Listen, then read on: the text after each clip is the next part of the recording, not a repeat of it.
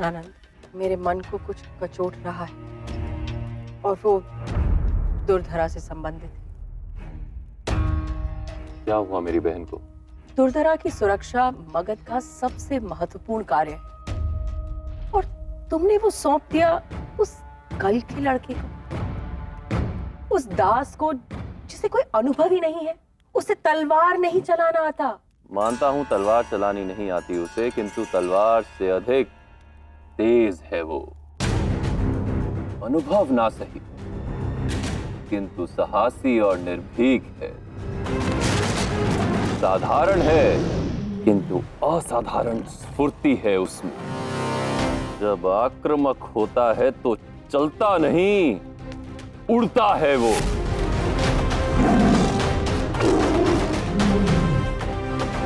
आज अवश्य वो एक दास है, किंतु उसके व्यक्तित्व में जन्मजात नेता है।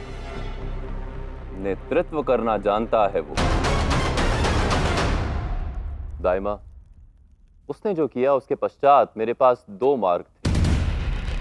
पहला, मैं उसकी हत्या कर दूं, किंतु यदि मैं ऐसा करता तो उसकी प्रतिभा और पराक्रम व्यर्थ चले जाते।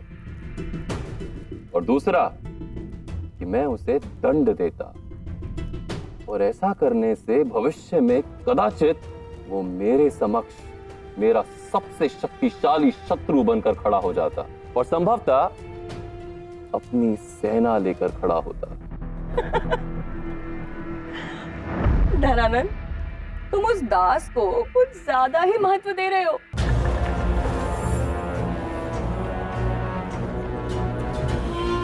यही अंतर है आप में और मुझ में दाइमा।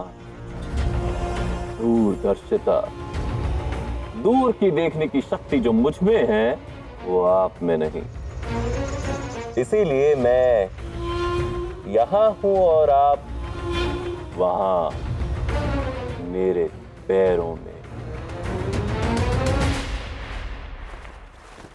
हीरे का गुण होता है यदि शत्रु के हाथ में हो तो हमारे विरुद्ध हथियार बन सकता है, और यदि हमारे हाथ में हो तो हमारा श्रृंगार। इस प्रकार के प्रतिभा के धनी युवक को यदि अनुचित मार्गदर्शन मिला तो वो मेरे विरुद्ध जा सकता है। इसीलिए मैंने उसे अपना बना लिया।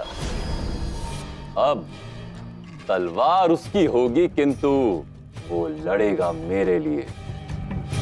इस युवक पर मुझे व्यक्तिगत रूप से ध्यान रखना होगा और उसे अपने पास, बहुत पास रखना होगा, क्योंकि ढाल को तलवार से अधिक समीप रखना होता है। यदि इस युवक को उचित मार्गदर्शन मिला तो ये मेरी ढाल बनेगा, और यदि अनुचित मार्गदर्शन तो मुझ पर प्रहार करने वाली तलवार।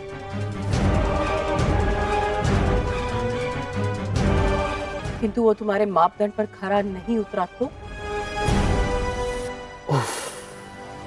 दाइमा, ऐसी बातें, ऐसे प्रश्न क्यों पूछती हैं जिसका उत्तर आपको पहले से ही पता होता है?